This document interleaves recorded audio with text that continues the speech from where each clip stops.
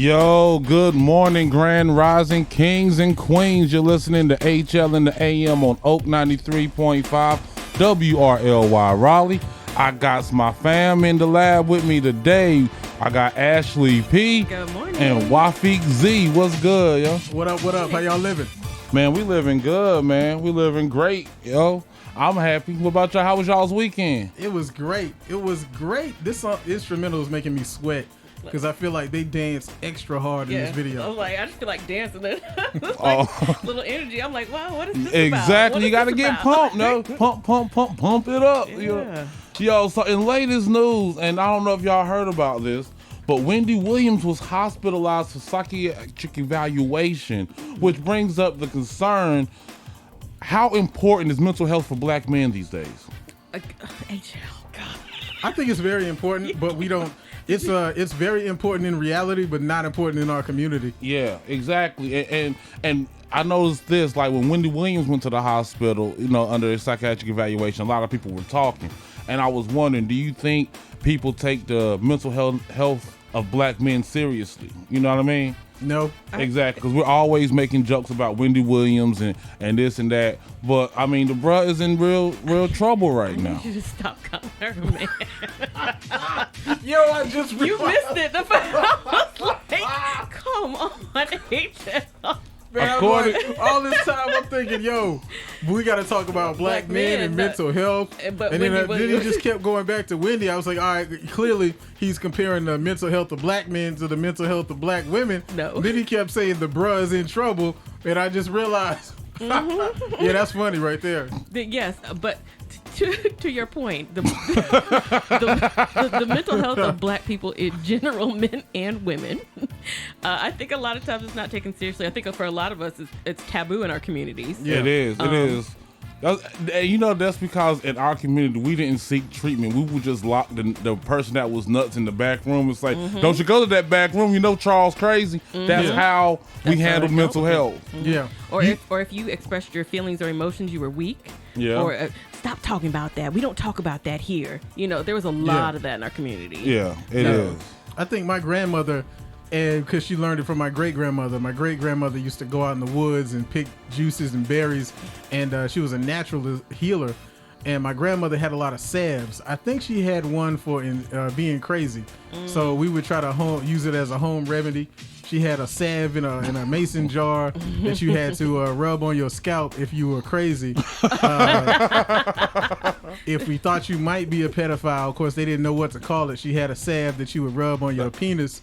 And make it fall off. Yeah, it would burn, and then you would stop wanting to use it with kids. Wow. But that's how we treat stuff in the black community. Or we pray about it. Pray. Right. Oh man, we'll pray on something in the heartbeat. I remember, man, like you be having a heart attack, you need an ambulance. Your grandma, Lord Jesus, please take the pain away. No, my grandma, call 911. Right. Or like my arm is bleeding. Like, oh, go ahead, y'all go ahead and pray over her arm. I'm gonna tell you like this: prayer in a nap cures everything in black community. And some ginger ale. Oh yeah. That was more of a sickness. Like if you were sick to the stomach. Down. That's true. Ginger ale, lay down. And some crackers. Everything. And some tussin. And some saltine crackers. Yep. And lay down. And you know what the sad part is? It always works. It does though. It always I keep works. ginger ale. That's right. We can cure everything in the black community with home remedies, except for teenage pregnancy. We're still working on that one. That's the home remedy. That's the problem. Right. Okay. Yeah, that is a home remedy. Because you know good and well, every time a woman has a problem, dudes offer some penis. They do. Hey, I'm not feeling good. You want some penis? No. I got something to make you feel real good now. That's not it. Thanks though. Yeah. So anyway, prayers up for Wendy Williams though. Yes. I know I was making jokes about, her gender, but that's because I'm an asshole. That was funny. Part. That was funny. Someone did tell me when she takes her wig off, she becomes Wendell. Wendell Williams. All I know is Wendell, Wendy, whatever. All I know is bruh got some big boobs, yo. She looks unsound. She looks structurally unsound. Like if she ties her shoe, she's gonna tip over. Yeah, like a front flip. Like yeah. Yeah, I wonder how much she spent on them. Listen, as a person who has an imbalanced structure herself, like she's really imbalanced. Like she's like a pole with 2 watermelons on her. Like she's got a weird. She looks like a toothpick with 2 oranges. Yeah.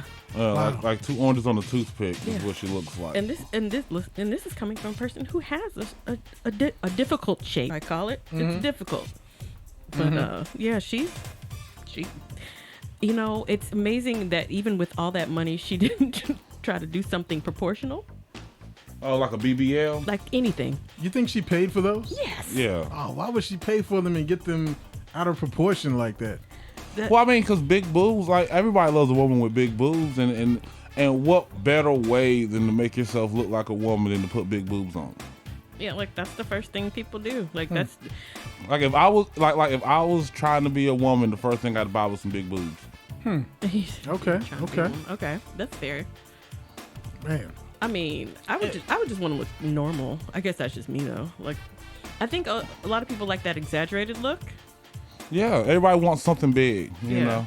I like it proportionate myself. I like it the best, you know. I like it proportionate. I ain't gonna lie, I love me a big titty woman. I can't cap. Ain't nothing better on this planet to look at than a big titty woman. I believe you're correct. Exactly. A big. That is nice. Yeah, that exactly. is nice. Like, who's complaining about a big titty woman? That's what I want to know. If they're complaining about that, then they need Jesus. Yeah, my friend always told me. He said, "Are you built for speed or comfort?" I said, "Oh, comfort. I'm built for comfort." Like comfort or speed. I'm built for comfort. And then, like when little children, when they see me, they want to lay on my bosom, and it's just because it's so comforting. So I'm fine with Either that. that or they used to being breastfed. They think milk is in there. Yeah, I always tell him it's powdered milk in here. He's not gonna find anything. Wow. Powdered milk. Wow. Dusty. It's dusty. Wow. Yeah, there's no milk coming from here. Wow. Okay, give it up for Ashley and her dusty titties. You're welcome. Speaking of Wendy Williams, I remember when she had a radio show. Charlamagne was on the show, right? Yeah. He's got a new show right now on Comedy Central. It's called The God's Honest Truth, and he goes by his real name. The God's Honest Truth with I forgot his real name, his government name. But I was watching it, man. It was actually pretty good. What is Charlamagne? It's kind of like if you remember when Chappelle's show ended, Comedy Central went for about 10 years trying to figure out what they were going to put in that time slot until they found Key and Peele. His show reminds me of one of the shows they had in there, which was David Alan Grier's Chocolate News. It's a combination of David Alan Grier's Chocolate News with what's the name of the guys on Showtime? Jesus and Mara. Yeah. It's like Chocolate News and their show. Got you. It's worth a watch. I'm gonna watch it for at least a month. It's pretty good. He did a whole segment on decrackerizing America. That's what he called it. And it was him and Chico Bean. They went around and trying to decrackerize America. So they went to they went back because Charlamagne and I are from the same area. They went down to South Carolina and they were going around up to people who had Confederate flags and stuff like that. And they were talking to them about where the flag came from and trying to understand why they're so in love with the Confederacy, and they were comparing it to celebrating losers. And he was saying, in America, we don't really celebrate losers. Why are you all holding so strong to the side that lost? And then they finally got him to come around and start to think a little more sensibly. And then at the end, they said, all right, we're going to now incorporate some of our culture. They took him out to a flea market and had them sell a lot of their Confederate memorabilia. And then they said, now we're going to sell you this. It was a big flag that said Black Lives Matter. And then none of them wanted any part of that. It was like, now they're socialists. It was pretty funny. I got to check that out, man. That sounds like a pretty good show. And what was it called again? It's called The God's Honest Truth with, I can't remember Charlamagne's real name, but I'll find it. But it's The God's Honest Truth with whatever his real name is. And it comes on Comedy Central. I think it's after the Daily Show, right after the Daily Show, and he keeps a cracker counter. However, he counts how many times he says the word cracker on the show, which leads me to believe you better start watching it now because it won't be around much longer. Why not? We can't say cracker no more? But I don't think this watching what he was doing on the show, I don't think the executives at Comedy Central are gonna fall in love with it and let it go for more than 2 seasons. Well, they're gonna go. They let Chappelle's show go, and they try to keep Chappelle on for a minute. They all care about ratings. Yeah, how is his ratings? And I think Charlamagne's a pretty good draw. I mean, because like sometimes I agree with Charlamagne, other times I don't. But at the same time, I mean, he's a deep brother. Leonard McKelvey. What happened to Larry Wilmore? Well, his name is Leonard. Leonard. Yes, the guy's honest truth was Leonard something. Leonard. Yes. Not Leonard. Leonard. Leonard. Yeah. Everybody always trying to be all cool and extra. His mama could have named him Leonard. Leonard. But he's Lenard. Leonard. Yeah, Leonard without the O. Leonard without the O. Leonard without the O. That's what I'm gonna call him. I'm watching the Leonard without the O show. Ain't nobody calling him Leonard. You think they'll put ratings first? I know they want to put ratings Absolutely. first. Like it's all about their money. It's going to be 100% on how much money they can make off of the show for selling ads. Yeah. If people are going to sponsor that show and put their ads on that show, then they'll keep that show on. Here's the problem there. The big time hater comic. What's his name? Ari Spears. I said the big time hater comic.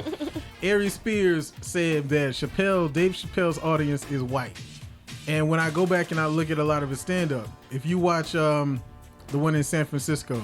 Hey, yo, hold on to that. No, we got some jams coming in. I can't stop it. Yeah. But remember that thought. Y'all keep it locked. This is the song I was telling you about, Ash. Okay. Y'all turn them radios up.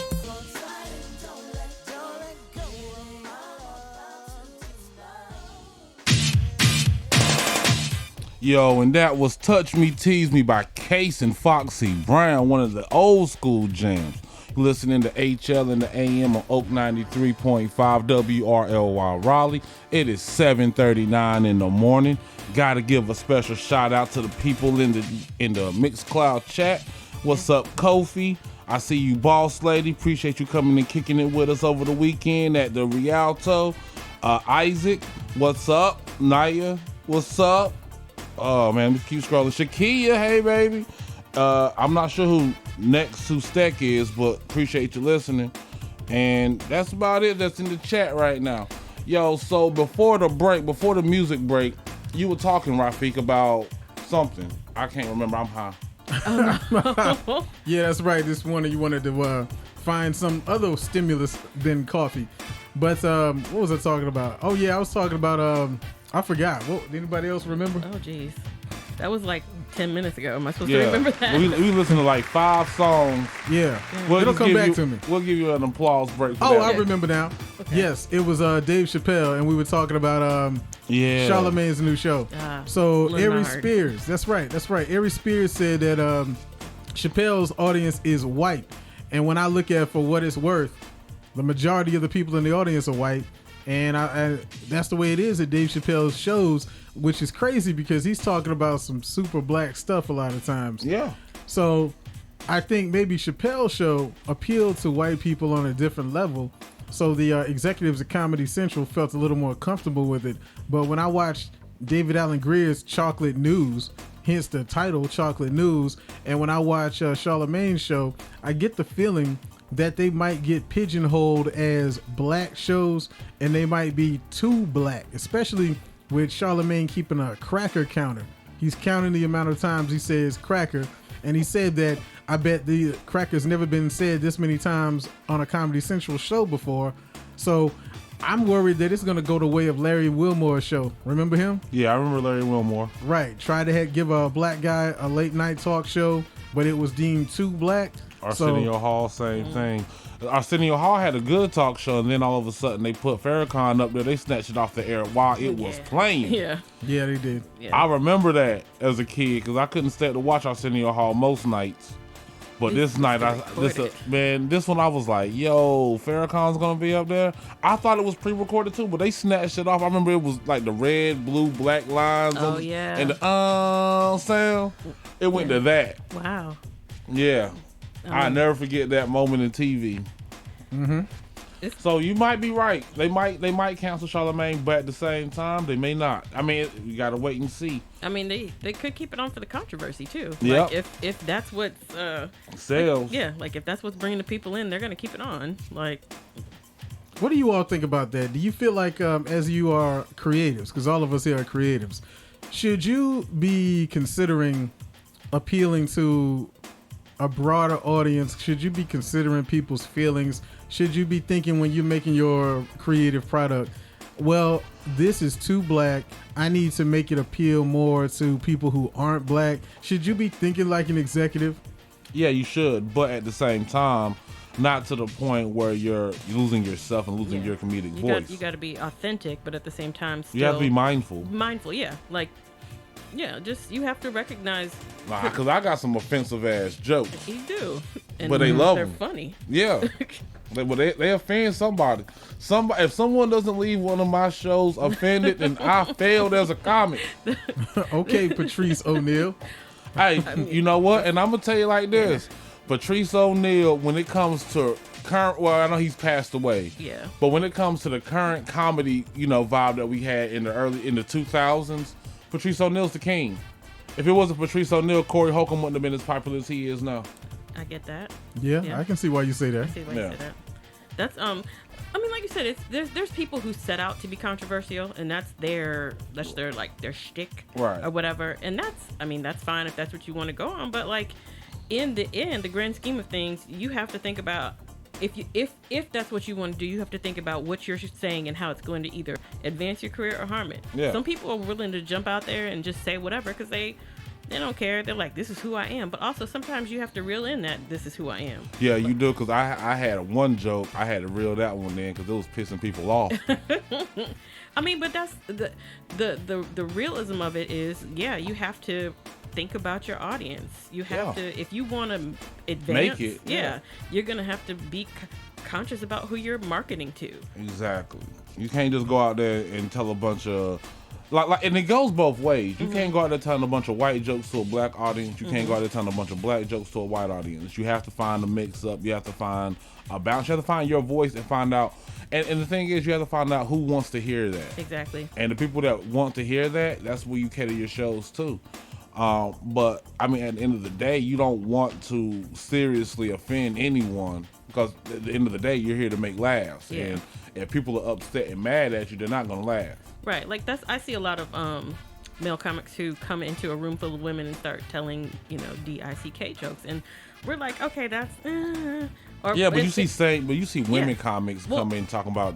I was gonna say this. I was gonna say this thing. Like, you have people who come in the room and they're doing their material, but it's important to recognize your audience. Mm-hmm. Like, I would still rather Bill Cosby and Kevin Hart's career instead of Richard Pryor, Patrice O'Neill, and Corey Holcomb. Give me Richard Pryor's career hands down. I said it. Look, I'll tell you like this. I was watching, it was when Dreamgirls came out. Eddie Murphy was on BET and he was being interviewed, and he said the first time he met James Brown asked him, he said James Brown told him, "You're funny, but when are you gonna clean it up?" And he said, "What do you mean?" He said, "You talk so dirty. When you gonna clean it up?" And he said, "Well, I don't think I have to tell him clean it up. I think I'm doing just fine." And he said, "Well, are you sure? Because you got to clean it up." And he said he told James Brown, Richard Pryor is pretty dirty, and Richard Pryor seems to be doing fine, because he said he met James Brown when he was hosting SNL, and he said that James Brown told him something that he never forgets. Richard Pryor is good, but he'll never be Bill Cosby. Meaning that he'll never reach Bill Cosby's height, because he's so dirty and he can offend certain people. All right, when I think of Richard Pryor and Bill Cosby, I don't even see them in the same stratosphere. Bill Cosby had a very successful television show with successful spin-offs. However, the bigger movie star was Richard Pryor. But would that be because Bill didn't do movies? He did Ghost Dad and he did Uptown Saturday Night, Let's Do It Again, A Piece of the Action. That's it. Yeah. Ghost Dad was a good movie. Ghost Dad was trash. I love Ghost Dad. Ghost Dad was the dumbest thing I ever seen before in my life. I'm so ashamed to admit that I liked that movie. That movie was terrible. That movie was horrid, man. I know, but I liked it, and I'm sad. But at the end of the day, though, I mean, to me, Richard Pryor was a more successful comedian. Richard Pryor has a stand-up right now. He has two stand-ups that are arguably the best, but one that is the best. and that was the one, his first one ever, when he was in Long Beach, California, wearing some blue jeans and a red shirt and was killing. And the thing is, he made that in 1979, and every joke is relevant today. Yeah, I get that. But I would rather be Richard Pryor. I mean, I understand people want to be Bill Cosby. I'm on the side of, hey, I'm me, and I'm just trying to tell jokes. I'm really not trying to be no television dad. I'm not trying to make a whole bunch of movies. I just want to get on stage and tell some jokes. That's true, but I think it translates to all forms of being creative. Whether you rap, sing, if you're an artist, Prince, as dynamic as he was, he went through this too. His second album, he even admitted his second album was done the way it was done, strictly to sell records, because the record label was thinking about dropping him, because he was like, I'm gonna be super artistic, but you gotta sell some records. I think that the creative, if you really want to make, I guess it depends on what you consider make it, but I think that you still should think like an executive, because, you know, somebody like Diddy, Sean Combs, somebody like Jay-Z, they were artists, but they didn't get locked into the zone of being a creative. They wanted to think like executives too, to see the big picture and have the vision for the future. Think back to the movie Notorious. Biggie is looking at the M2 album cover, and he's like, yo, I can't be rapping over this. People gonna laugh at me. And he said, and Diddy told him, yo, you can kick all that gangster stuff if you want to, but I gotta first get you on the radio. So I think you gotta have that executive mind state if you really want to transcend and get the biggest impact. Well, thank you for your opinion. So, in later news, Pfizer says that COVID-19 vaccine works in kids ages 5 to 11. Would y'all let your 5 to 11-year-old kid get the Pfizer COVID vaccine? No, and here's why. Because Chris Rock has COVID-19. He's got the coronavirus right now, and he took the Johnson & Johnson vaccine. I'm not giving it to a kid. But he took the Johnson & Johnson vaccine. Now, we already knew they messed up baby powder, so why would you even get that? I mean, like, and then Pfizer is the best vaccine that's on the market now. What about you, Ashley? Would you let your 5 to 11-year-old kids get the Pfizer vaccine? Yeah. Not today. Maybe in like 3 months. Wait to see if any kids grow a third leg or something like that? Yeah, like if they grow horns or something like that, yeah. Yeah. No, I mean, I understand the process of like developing drugs. I work in clinical trials, so I understand how this works.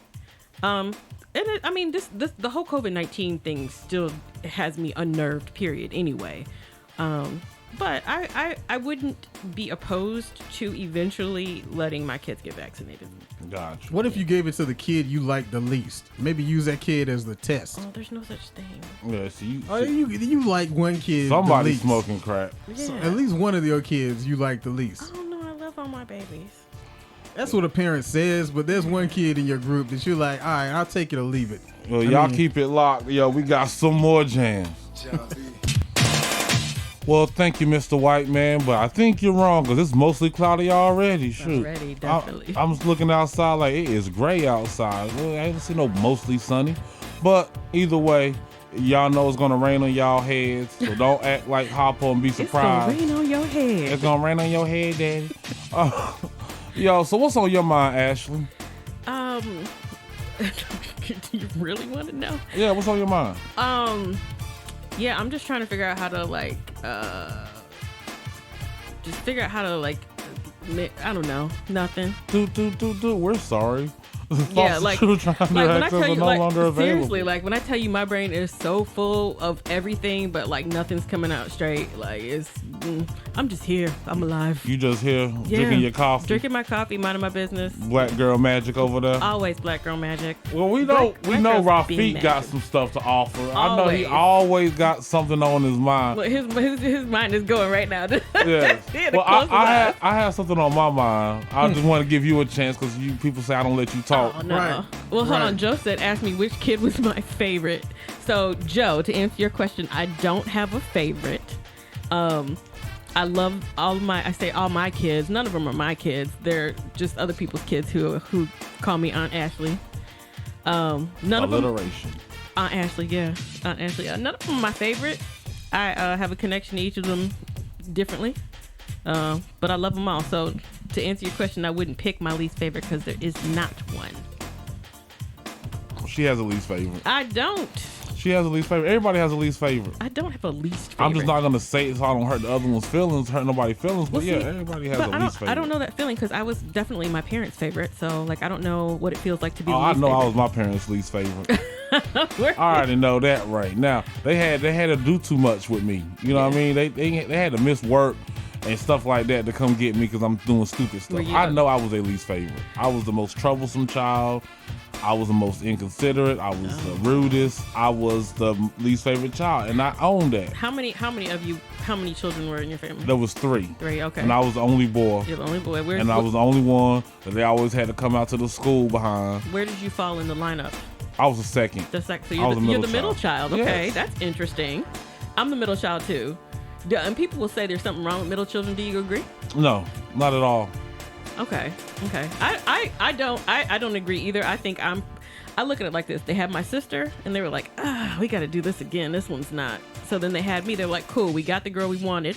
Let's try for a boy. They got my brother. So really, they could have stopped with me, but you know. Yeah, my parents are dissatisfied with my progress, so they tried another time.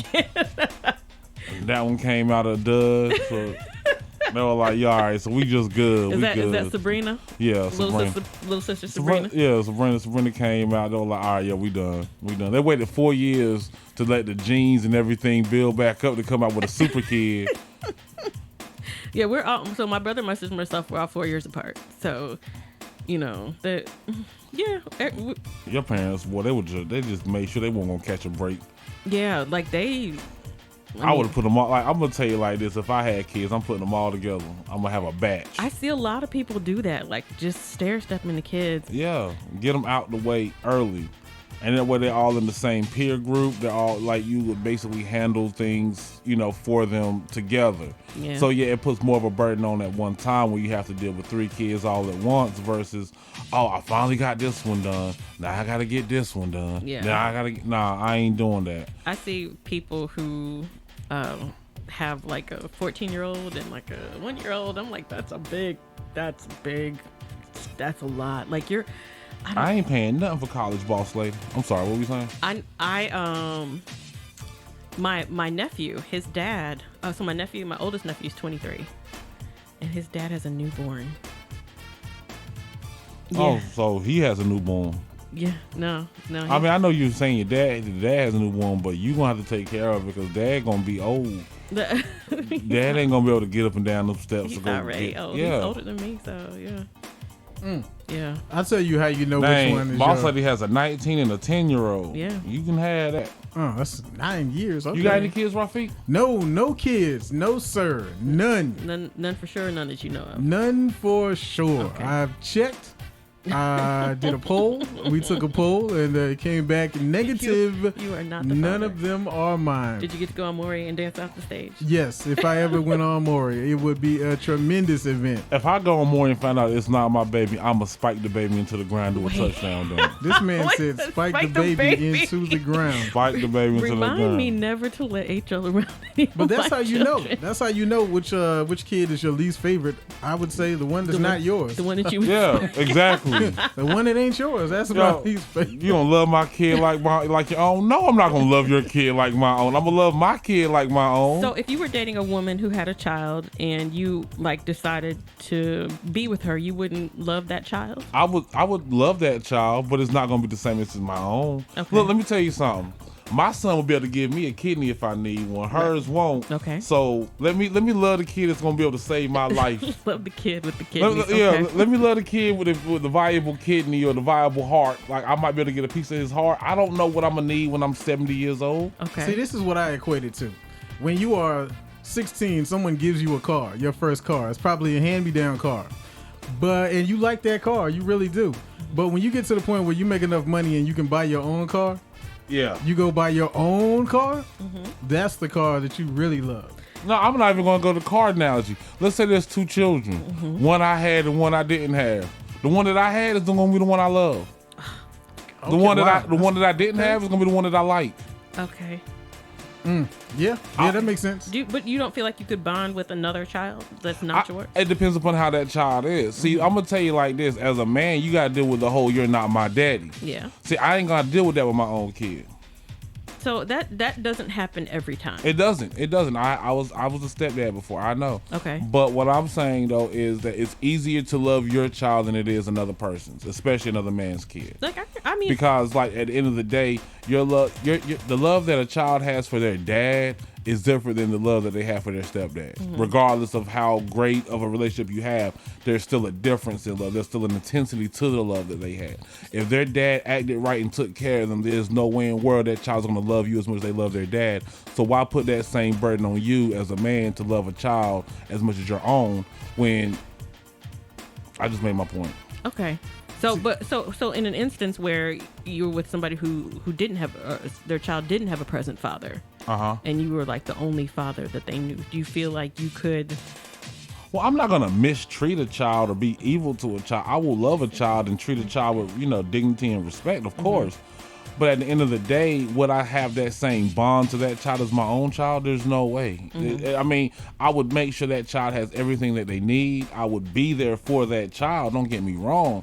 But it's not going to be the same as having my own kid. It's kind of like, it's like saying, okay, would you love your Honda or would you love your man's Honda more?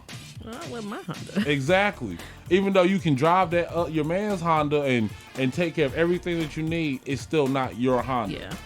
So, and forgive me if this is too personal, but do you still have a relationship with your former stepchild? Not as much as I would like to, but no, but yeah, there's still something there. Okay. I just want to point out that for the first time since I've been here, HL looks like the bad guy and not me. Woo! How do I look like the bad guy? Because he said he would spike a baby. It's good to feel good to be on the other side. Oh, Lord. No, I don't think anybody's a bad guy. Just wait until I tell you about my week. We'll see if I'm so still Boss Lady has no a good question. Yeah. She says, does that mean that, wait, let me read it. So does that mean that the woman who aren't married with children won't have love? If you don't love my kids, you don't love me.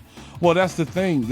You're bringing in two totally different personalities and two different relationships. If you have two kids in you, that means I have to find a way. I have to love all three of you. Now, how about if I love two and don't like one? You know what I mean?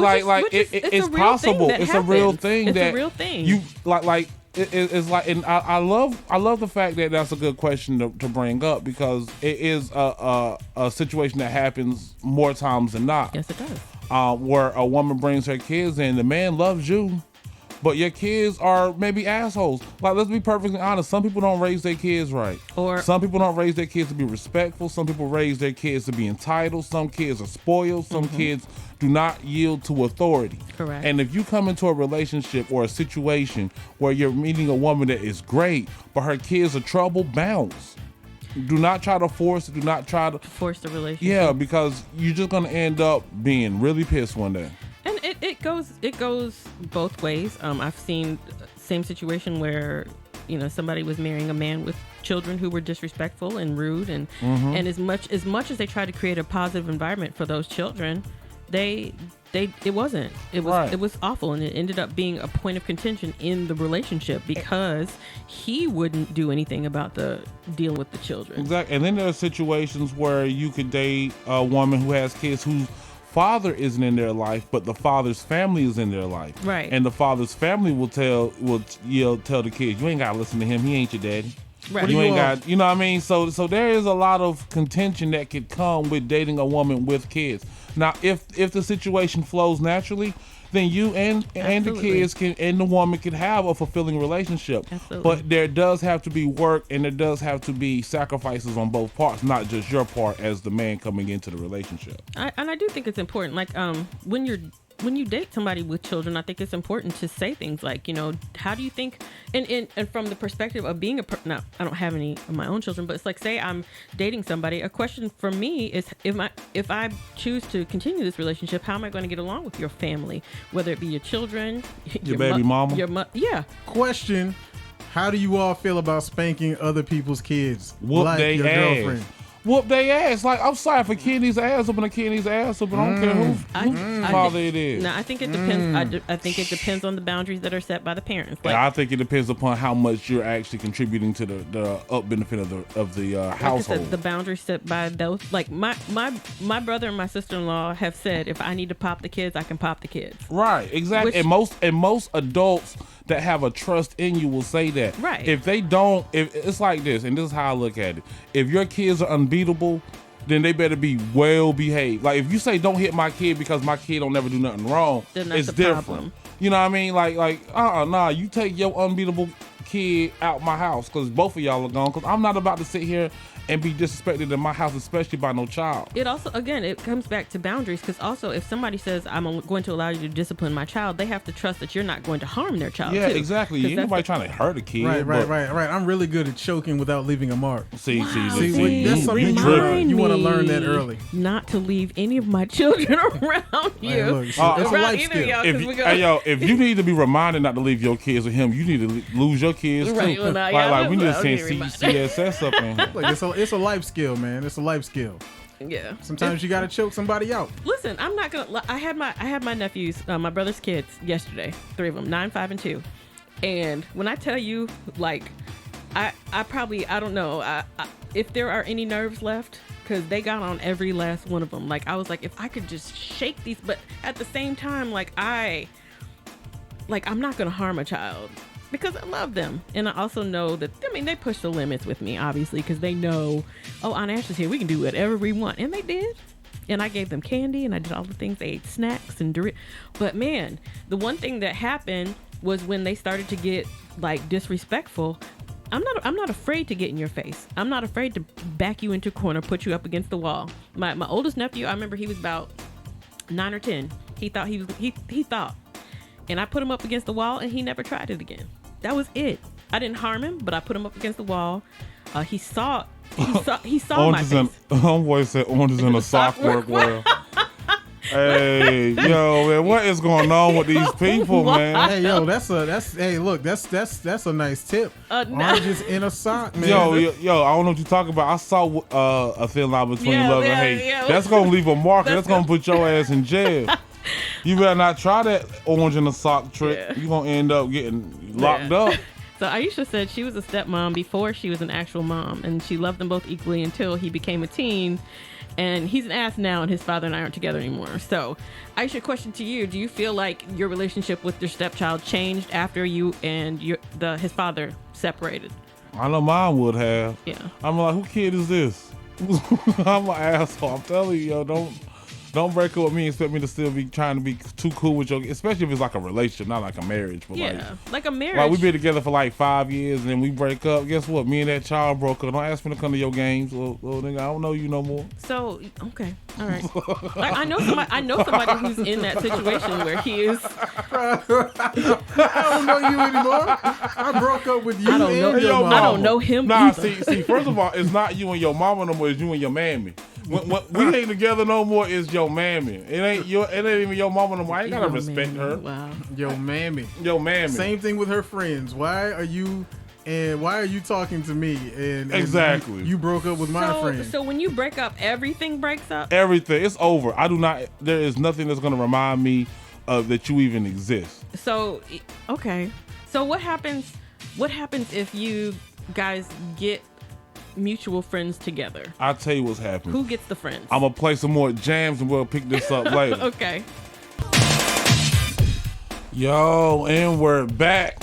So we were talking about what do you take or what do you give up when you leave a relationship? Do you stay with the kids? Do you still maintain a relationship with the kids? Do you maintain relationships with the friends? What about you, Ashley? Do you kick it with your mutual friends after a relationship is over? Nah. I mean, it depends on what I had when I came in. If it was something where I came in with a friend, and we all became friends, and then we broke up, I leave with the friends that I came with. Anything that we gained during the relationship, like together, mutual friends, I probably would not. Just because it gets complicated. And it wouldn't be like a boldly, I'm not your friend anymore because me and Tommy broke up. It'd just be like, fall back, fall off. Right. You was in a relationship with a nigga named Tommy? I'm just throwing names out Oh, there. okay. But I think it a lot of times that just happens naturally. I think people gravitate towards the person that they feel more comfortable with anyway.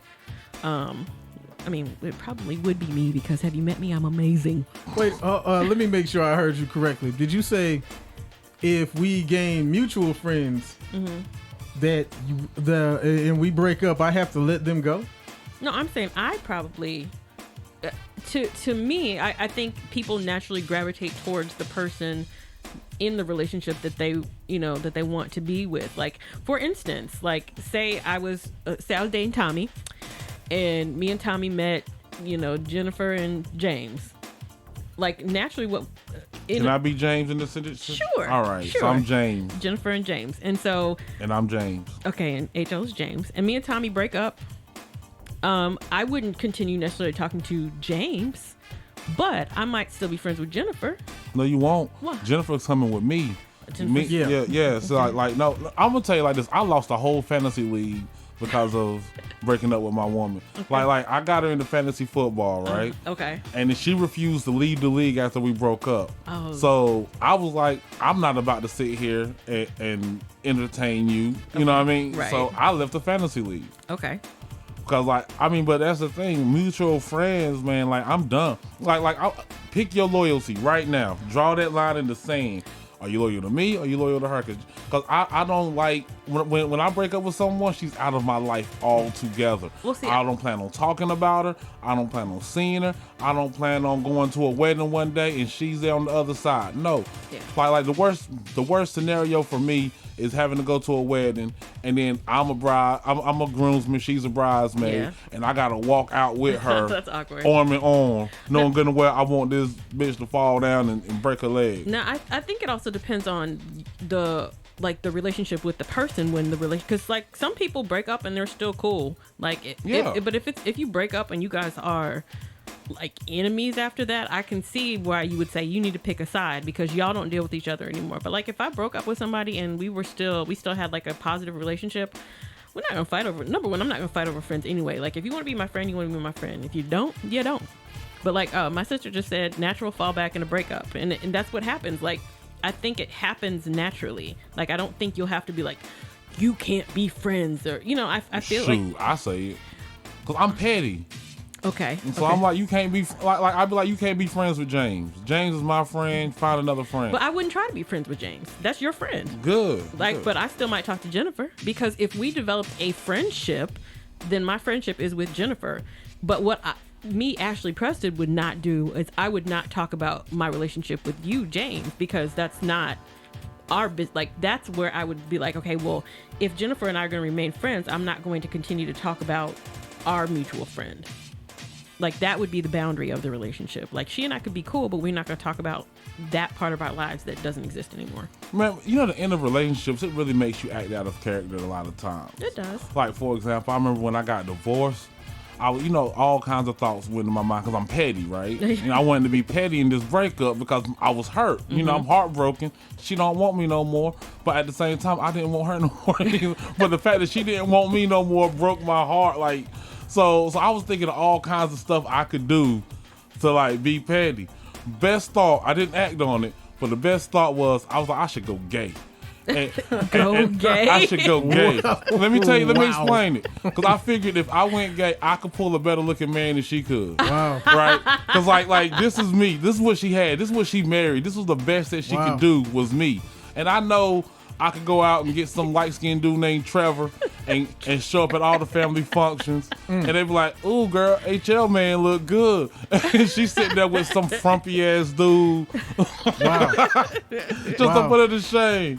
But no, I didn't act on it because, unfortunately, I'm heterosexual, so that didn't work. This man said unfortunately. Right. Yeah. I just feel like there's a sense of entitlement in there somewhere. Because I feel like one person is going to be entitled to take all the friends. And like, I feel like, no, you should break up with that person or you should drop them as a friend because they're my friend. I just feel like one person is going to feel that sense of entitlement more so than the other. and I have a suspicion of who it's going to be. But wait, hold on. I got a Cameron. Trevor does want me, okay?